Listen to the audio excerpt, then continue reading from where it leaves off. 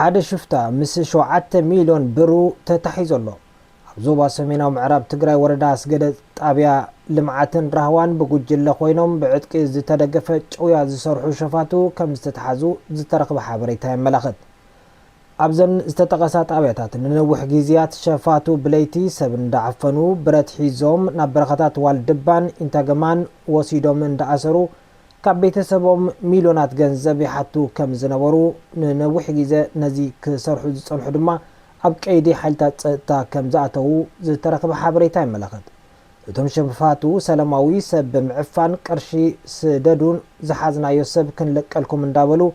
ልዕሊ 7 ሚሊዮን ካሽ ብርን ተቀበሉ ምስ ኤግዚቢቶምን ብረቶምን ኣብ ትሕቲ ቁጥጥር ሕጊ ሓይልታት ጸጥታ ኣስገደ ከም ዝኣተው ዝረኸብናዮ ሓበሬታ የመላኽት